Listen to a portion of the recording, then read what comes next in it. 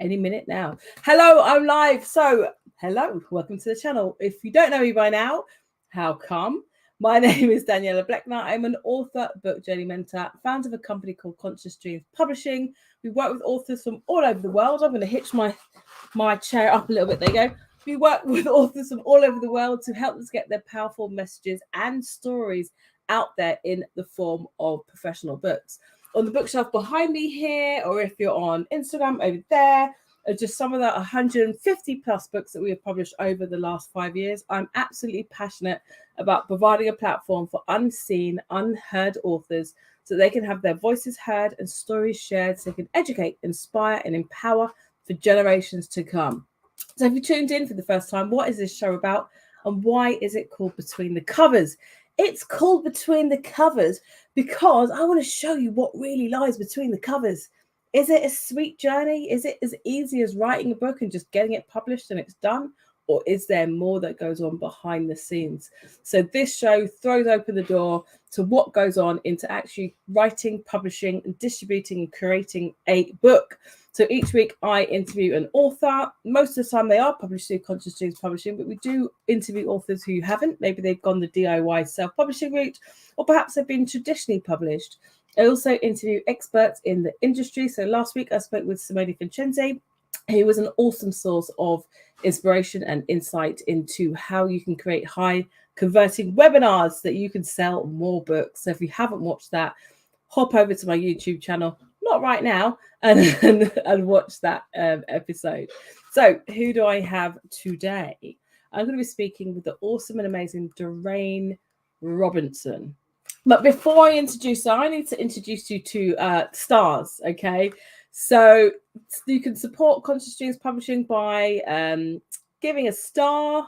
The stars help to go towards any events, any this broadcast itself. You know, got to cover the cost of being able to broadcast. I've got many subscriptions, so I'm able to go broadcast. I'm able to broadcast and interview authors on multiple platforms. We also have an event coming up called Black Authors on the Rise, showcasing, shining a light on some of our finest Black authors during Black History Month in October. All of this is self-funded, so any stars that you do contribute really do help towards everything that we're doing. I also run storytelling workshops, free storytelling workshops for young people, group workshops. I try and keep them down and at a one-to-one and at a nominal cost. I'm only able to do that through the help of people like yourselves. So that's what the stars are about. And you can contribute stars if you're watching on Facebook while while you're live, watching live, or during the replay. Can't speak today. Replay. Okay, so I'm interviewing Dorraine Robinson, who is the author of this beautiful book, Grandad and Me. I'm going to share a little bit about Dorraine before I introduce her into the podcast. Dorraine Robinson was born and bred in southwest London. She has over 12 years of experience working with children and young people like yourself, if you're young and reading this book. She is the founder of Like For Me, a small business specializing in a range of children's Black toys and books. She believes that it's so important for children all over the world to own books and toys that look like them because representation matters. You are singing off the same hymn sheet as myself.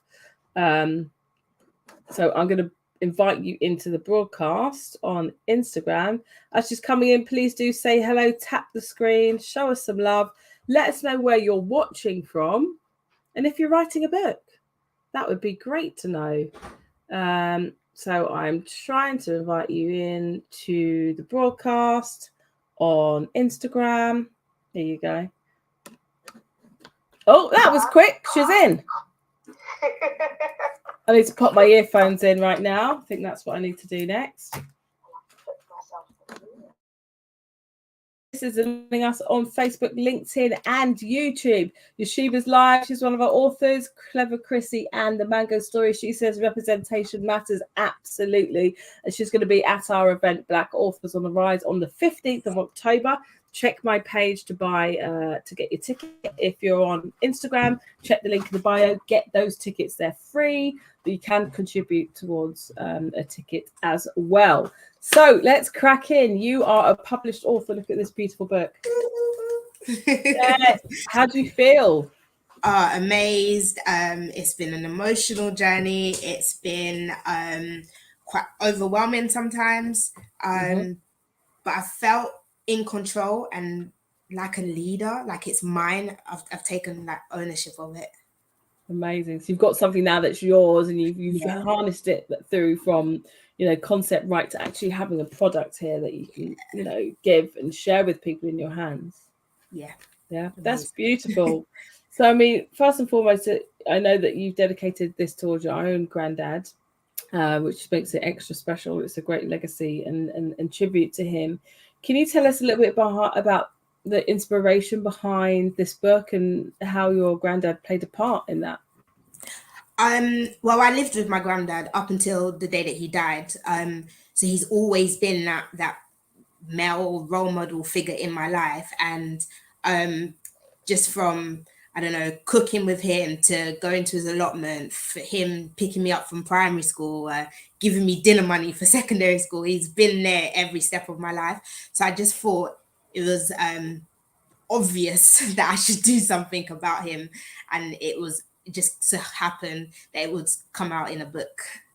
It's a lovely, lovely Yeah. tribute for your granddad. And in fact, when we spoke, when you submitted this, we spoke about the fact that we couldn't find many books about granddads or that's kind of granddad granddaughter relationship in children's literature anyway, and certainly not black Black granddads as as well. well. Yeah, exactly. Exactly.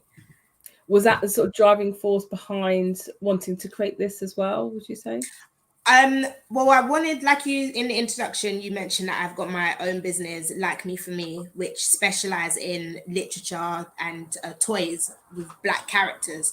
So along the process of me kind of doing my and having my business, I actually wanted to add to the collection. So yeah, that was a goal and a drive for my book as well. Amazing, great. And it's called Like Me For Me, isn't it? Yeah, Like Me Amazing. For I'm Me. going to throw up the website on there as well. But if you're watching on Instagram, if you follow at like me for me, you'll have all the information there in the Yeah. bio as well. So I mean, obviously you're slightly younger than me. I'm not going to talk about ages right now, but you're slightly younger than me.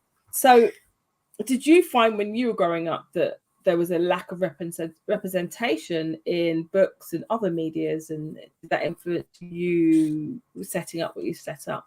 Yes, most definitely. So there was a lack of representation, or the representation that was out there weren't really beautiful, or was quite limited and also very expensive. So for example, I remember my mum bought me a black doll, but I think because she thought that if I broke it or pulled out the hair or damaged it, it would be really hard and expensive to replace it. I didn't play with it much. She kind of had it up in the box, and Right. I guess special occasions she would take it out, and I'm like, but it's a toy. I'm supposed to play with it, but I understand now why Yeah. she was doing that, and she still has it. And then books, for example, the representation that was out there are kind of the books that everyone was reading. So this Mm. same Amazing Grace, I know Hand of Surprise, those are the same books over and over again that you begin to actually love and like, but there wasn't much of a variety. Yeah, 100%. So tell us a little bit about Like Me For Me, when you set it up, the premise behind it, what your plans are with that before we sort of start talking about the books. I think this is really important. Cool. So I think it was back in 2000 and I'm gonna say 16. I was just thinking of other things to do other than my 9 to 5, which at the time was working in a secondary school. And I was playing around with ideas. At first, I thought I wanted to do an ice cream shop. I also wanted to do like a business where people bring their Christmas and birthday presents to me, and I would be the one to wrap them. Even though I'm terrible at wrapping, I Oh thought my if I gosh, practice, that's so important. I'm awful at wrapping. I always get my little sister to do it. So if there's a company that could exactly. do it for me, I'm there. So I was practicing a bit and I was terrible, and I thought I can't mess up people's presents with this. So I pushed that idea to the side, and then I thought, children, everyone has children, everyone is always looking for a gift, and I know a lot of families are kind of sometimes tired with the toys. So let's bring books into the home a bit more. And then I was playing around with names, ran a few by my sister and my mom, and they kind of helped me or steered me into the right direction. It was Like Me For Me was kind of birthed like that, kind of taking money out of my savings, buying from Amazon, buying in bulk. And 2 or 3 years ago now, I signed up to publishers and wholesalers to get the books at discounted prices. And now I'm at a lot of pop-up shops, pop-up markets, selling via online as well. And yeah, I think I thrive more in the markets, and kind of because I love that interaction with customers, hearing things and praise and stuff such as this is needed, and it kind of keeps me going. Amazing. So are you saying you're looking for books from other authors? Yes. So I have I've had a few authors actually reach out to me, but at the time I wasn't, I guess, financially in the position to kind of say, yes, send your books on to me. But definitely every year I do a to-do list, and I add on things that I want to bring into next year. And that is one of my to-do lists, to reach out to local or newly authors. And with the help of yourself and kind of this whole journey, it's definitely going to be a thing that I take into next year. Well, something we can do right now, we've got 3 authors on right now. We've got Yoshiba, who's author of Clever Chrissy and the Mango Stories. We've got River Bella, Vanessa, whose book is on my shelf here. Ask Your Belly Button. Oh yeah, Ask Your Belly Button. Instagram, Grace Adewale, her daughter, who's only, I think she's 13 now, is she? She wrote a book called Pug Adventure, which is also on my shelf here. So, and as is Clever Chrissy too. So 3 of them, please do connect with Dorraine, and that's something that you're moving forward with in the future. Fantastic. Okay, great. So tell us a little bit about the book. You know, when did you start writing it? How easy, difficult was it to write? So I actually wrote the book in 2017. One night I just couldn't sleep. I don't know what was happening, but couldn't sleep. And I just reached for my phone and started adding like words that rhymed, adding kind of ideas I had of images and illustrations. And I left it in my phone for a few months, like a good few months. And I went back to it and I started making like paragraphs and sentences and forming pages. And then again, I left it for a long time, I think about a year this time. And then I transferred what I had in my phone into a notebook. And I remember speaking to my manager at the time in the last school that I worked in. And I was saying, I really want to write a book. And he's like, go for it. I was like, how? He's like, there's ways out there. So I kind of left it. And then it wasn't until last year I was having therapy, and with my therapist I was speaking about just tapping into things that I want to do and enjoy. And so I thought, this is my time to get the book out. So it was middle of December last year. I started reaching out to illustrators. I reached out to it was a Facebook group, support Black-owned businesses. I was saying, is there any publishers out there that can help me? And I'm no word of a lie, I think half the comments that I got back were saying Daniela. And I was like, okay, let me add that to my kind of my references and my notebook. So I continued working with my illustrator, had a few ideas, and she kind of turned my ideas into illustrations.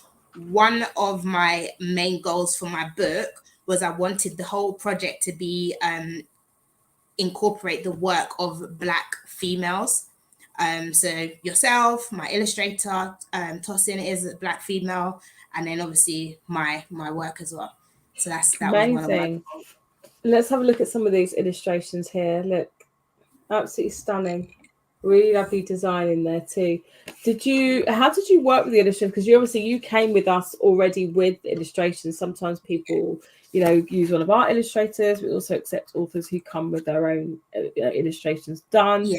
Obviously, as long as they're beautiful, and they are. So, I mean, how did you find your illustrator, and how did you work with her? So I'm terrible with social media, but I was looking on social media, Instagram mainly, for illustrators. I reached out to about a handful. One or two got back to me, and then when I kind of responded back to them, it kind of ghosted out. No one responded back, so I was like, oh, kind of disappointed.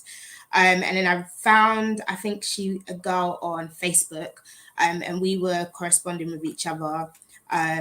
Was speaking about kind of the work that I want to do. She had told me that this was, if she was to take on my project, this would be her first illustration project. So I understood. Oh, wow, it was her first job. Yeah, that was the first girl that I found. Okay, I was going to say. Yeah, then I think she researched and realized that the price that she was kind of offering me wasn't competitive. And so she kind of came back to me with a new price, and I was like, that's way too much. So then I went to, somebody told me about Fiverr. Okay, yes, yeah. Yeah. So for those who don't know, Fiverr.com is like a freelance website. You can outsource.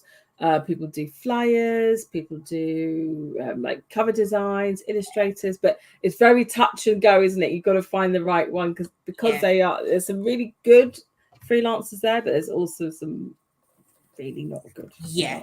So you when found an amazing one. Tossing, I kind of Googled her first, checked out her Facebook, checked out her Instagram, and then kind of continued from there. Amazing. Well, you really landed an absolute winner. The illustrations are just beautiful. She just really captured facial expressions, the warmth. Okay. Yeah, she's done a really good job. So in terms of working with her, did you have meets, or was it you told her what you wanted? Did she have much say? How did you work? Did you tell her what you wanted and she did it? So I had a reference picture. So my front cover is based on a reference picture, which is at the back of the book. And it's actually of my cousin and my granddad.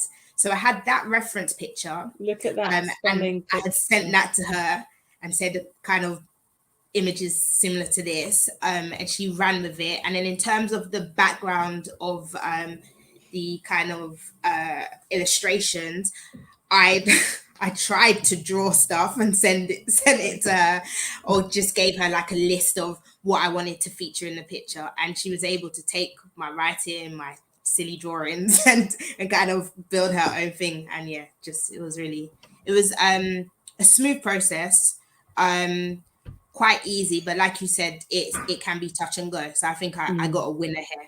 You landed a winner, because it's not that easy, believe me, when you're finding someone using that website. Like I say, there's some really, really great freelancers, and then there's some that aren't, and sometimes there's a bit of a language barrier too, depending on where, because they're from all over the world. Amazing. So we've got a couple of comments here. If you're watching, please do tap the screen to show us some love. Please do. This is an interactive show, so do ask Dorraine your questions. Yoshiba says representation matters. Absolutely. She also says beautiful inspirational childhood memories. I've thrown up the website here, which is likemefome.co.uk. Take a note of that website. Yoshiba says she'd love to connect with you. So she's got a character in her book called Grandma Wizo. Please correct me if I said it wrong. And she recently did an event where she actually dresses up as the character as Grandma. It's actually based on her own grandma in Trinidad. Nice. And she said she'd love Grandma to meet Grandad. So date evening to be agreed. Definitely. Awesome cover. And Vanita says beautiful pictures. Again, if you have any questions, maybe you're an author, maybe you're thinking about writing a book, maybe you just want to understand the process a little bit more, please do throw your questions for Dorraine, and she can talk with you more about her journey. At the moment, we're speaking about her book, Grandad and Me, the inspiration behind it and the journey that went on behind or between the covers. So writing it Was that difficult, or was it what sort of things did you have to take into account when you were writing your book? So it was difficult in terms of putting myself back in the mind of a child and making sure that I use appropriate language that a child can understand. Rhyming as well was another thing. Some days it would sound really good, and then I'd be like, no, that doesn't rhyme. That's not how a child would want to hear that kind of sentence. So kind of going back and unpicking that was a bit difficult. One of the most difficult bits was the blurb. Yeah, I remember always saying to you once, I said I'm so stuck. The blurb has been the hardest part of the book, because you kind of have to compact every page down just to the back a few words. And I guess when you finally had presented me a copy and I read over, and there was a few things that I wanted to change, and then I looked at it the next day and I was like, I want to change that, and then I just had to tell myself, and you also said, just pause a bit and like take time, and you can get kind of caught up in wanting to change loads of things. But yeah, it's turned out how I want it. amazing. That's definitely one of the things I learned through publishing my books as well. When you receive the book, take time, just let it sit with it, enjoy it, read it, look at it, make a note of the things that you want to change, and then give yourself a good week or longer, and then say, because a lot of the times authors then turn around and say, no, I like it, actually I'm happy with it. I've done that with my own book. And other times it's, no, actually I'm glad you gave me that time, because now I have, you know, a list of things that I want to change. Definitely I'd run with that advice. Definitely that advice. Amazing. Okay, so Afro DaCosta says, congratulations, Dorraine. It's Sandra from your last school. Whoop, whoop. Big up Sandra. Hi, Sandra. The children's poet is also an author as well. She says, beautiful background story, and she understands that. Okay, fantastic. So please do connect with Dorraine Robinson if you're on Facebook or LinkedIn. If you are watching on Instagram, it's Like Me For Me. Check that out. What are your plans with the book now that your book is, well, it's not out yet, but you can pre-order it, and it's going to be published on the 3rd of September. What are your plans now? So on the 3rd of September, I have a book launch planned. So that at first I thought maybe just have family and friends, but now I'm opening it up to the public. So I believe we're going to share the link in your newsletter. Yeah. Okay, perfect. Did you send it to me on Facebook Messenger? Facebook, yeah, in your messenger. Okay, amazing. I'm going to throw that link up now. Perfect. Tell us about your plans that I have for the book include things such as reaching out to schools and trying to get the book into schools. Amazing. Obviously bookshops, and then I was looking at possibly finding out what kind of award ceremonies and things that are going on maybe in next year now, and kind of see if I can nominate my book or present my book to any award ceremonies and things like that. Amazing. Libraries, get in contact with your old libraries and schools as well, so you can get your author talks, as you said. That would be fantastic. And so, just to say, your advanced information sheet, is that right? Perfect. Like, I know that is another service that you offer, and I recommend that everyone kind of buys in or taps into that, because it's really helpful. I'll just explain what the advanced information sheet is as well. I'm typing in your link to your book launch and multitasking. I try my best with multitasking. So, so an advanced information sheet, if you don't know, is like a one-page CV of your book. There's information about your book. It's got all that data on it.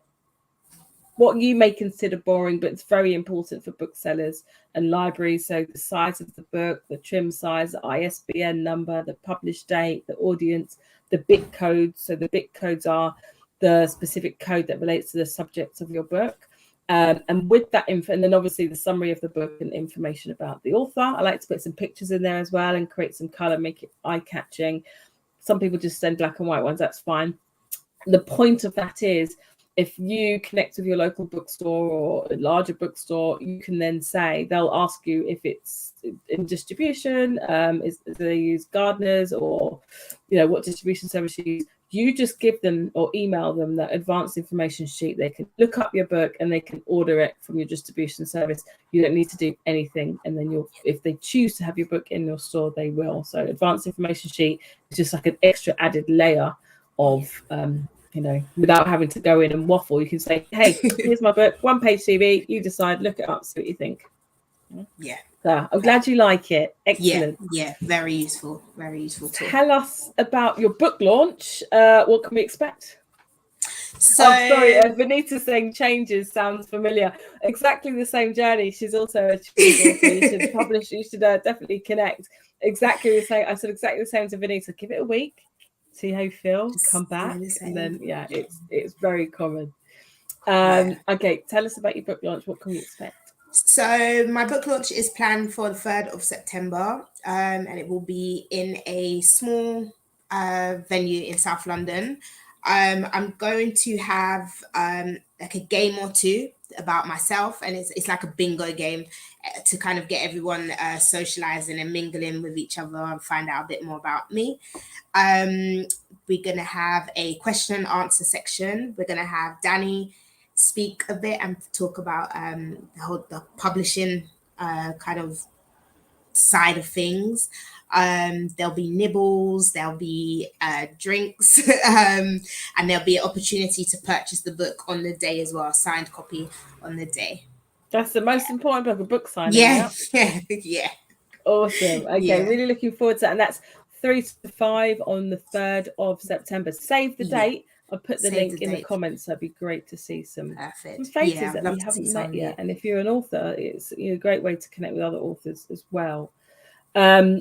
So will you be coming to Black Authors on the Rise in October? You've got your book now. Yes. I've told you that I need to kind of buy my table. Yeah. And I'll be doing that by tomorrow. And I'm just excited to meet other authors and just find out about, because I know there's authors that you published a few years ago that will be there on the day. So just find out what it is in the horizon for me when it comes to my book.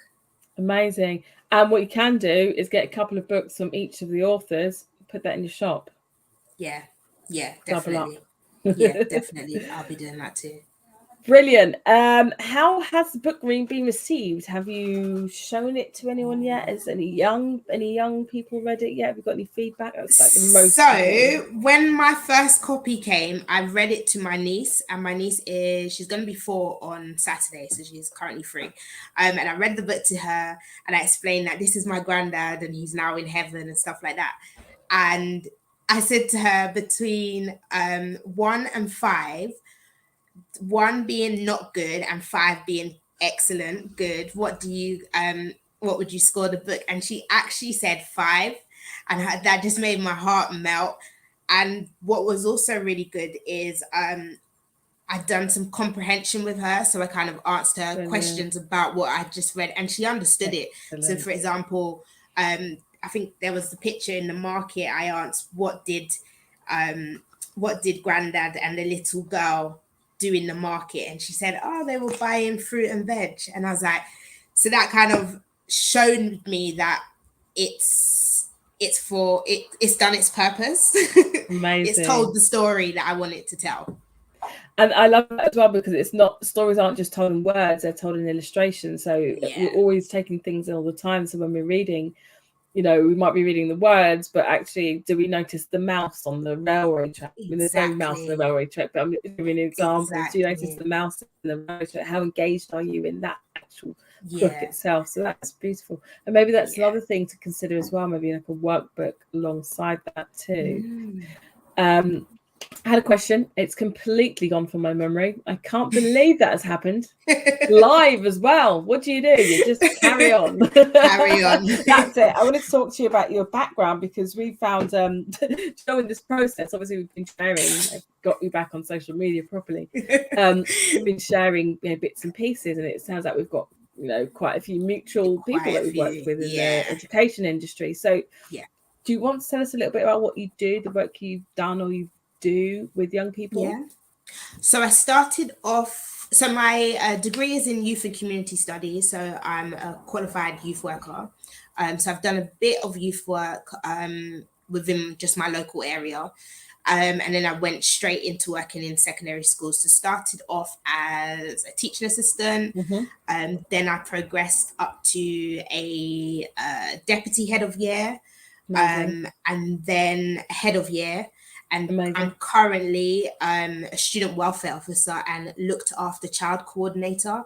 So children that are in care, I kind of advocate for them, and I'm their go-to person in school, as well as the whole school safeguarding. So I went from pastoral and behaviour, which at times can be very stressful. Yes, and a bit tiring. Into safeguarding, which again is very stressful, especially in this climate.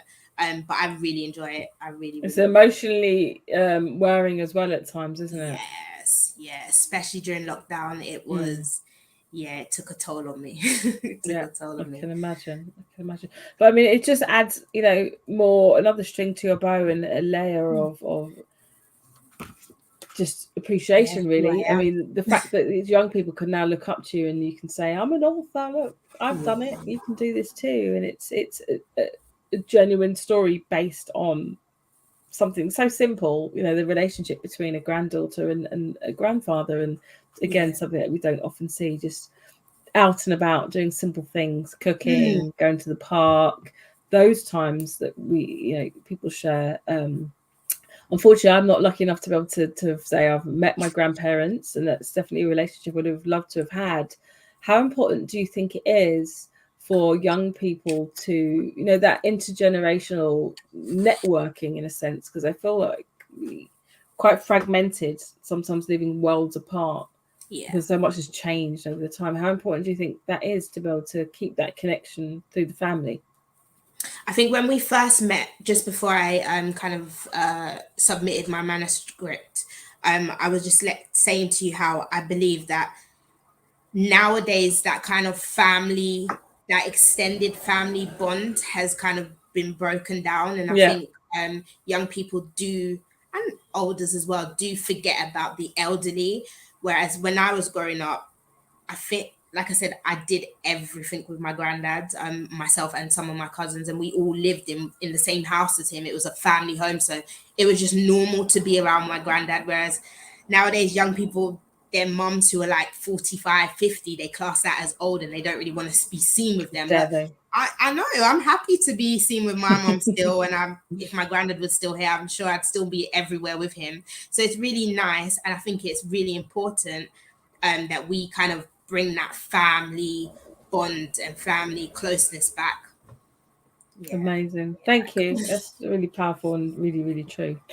All right, so last question for you is, what would you say to that one person who, maybe it's a young person who wants to write a book or do something out of their comfort zone, or to embark on a project, or maybe set up something, of course you can set up a business as a young person, something that's slightly out of their comfort zone that maybe they feel they can't do? What would you say to them? I think go for it. You are going to buck up with people who kind of will turn down or criticize your ideas, and that's okay. Taking on their criticism, having people that are kind of like haters or whatever, that's normal, but don't make that deter you. I think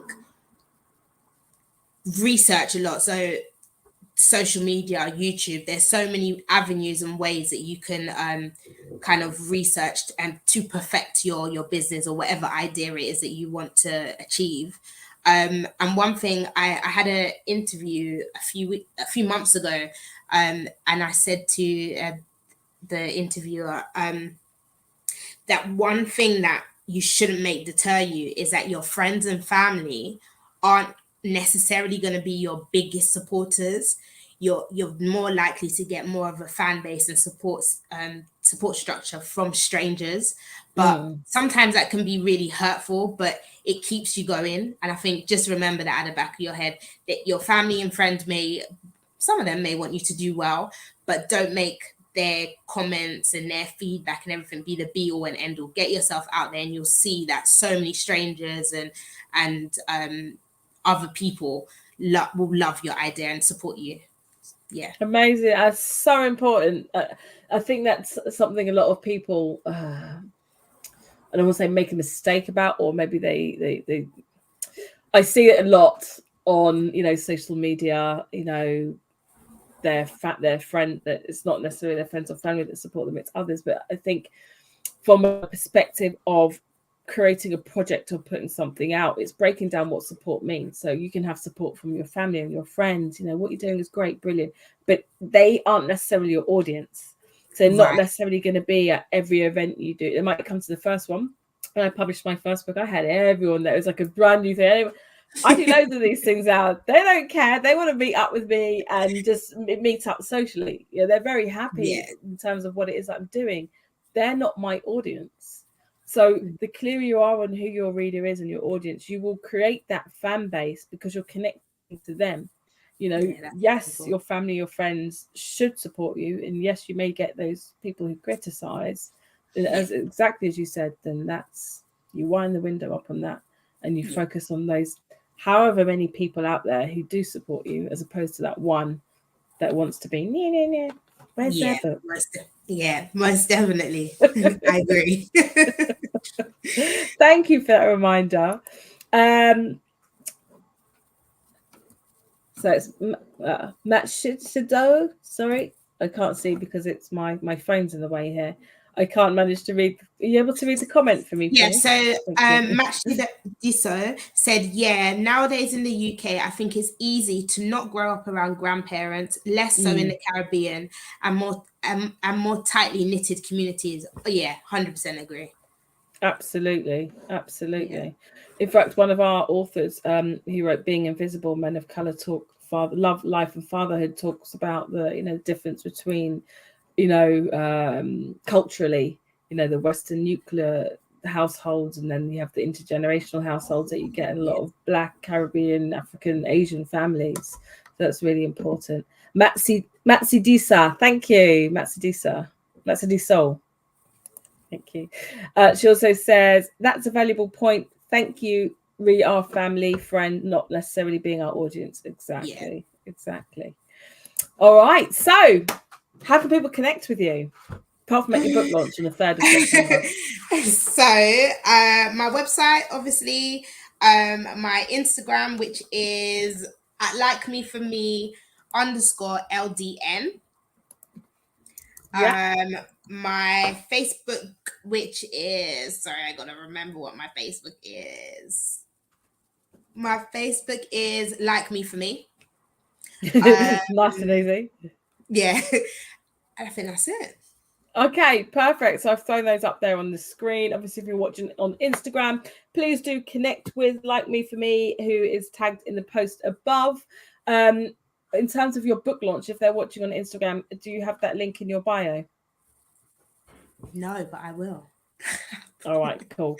Come back in the next couple of hours, or come back tomorrow and check out the link in her bio, and then you can book your ticket. If not, hop over to Facebook and you'll see it there. Okay. Thank you so much, everyone, for joining. We do not have a show next week. I'm taking the week off just to relax a little bit more before September. Thank you so much. I will see you on the 3rd of September. I hope you will be watching. Please. Not watching, coming down. Yes, it's in Streatham. There's free parking. Yeah. Amazing. Come get your books. All right. Take care, everyone, and I'll see you soon. Bye. Bye, guys.